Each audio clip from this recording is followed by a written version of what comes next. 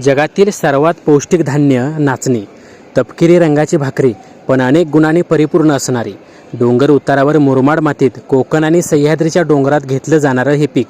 भाकरीच्या काळ्या रंगामुळं आणि आधुनिकतेच्या खुळचट मॉडर्न विचारामुळं ही भाकरी आणि पीक मागे पडलं आणि रोट्या खाऊन आरोग्याची पुरती वाट लावून घेतली. आज अनेक आजारावर नाचणी गुणकारी म्हणून डॉक्टर खायला लावतात, पण उत्पादन अगदीच कमी.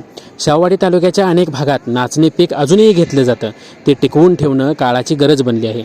पुढच्या काही वर्षात अन्नधान्य उत्पादनाचं महत्त्व ओळखून शेतकऱ्याच्या पोरांनी शेतीत टिकून राहिलं पाहिजे, याची सूचनाच नाचणी या पिकाने दिली आहे. आरोग्यासाठी लागणाऱ्या अनेक गुणांनी परिपूर्ण असलेले नाचणी हे पीक खेड्यापाड्यातल्या शेतकऱ्यांनी टिकवून उत्पादन वाढवलं पाहिजे.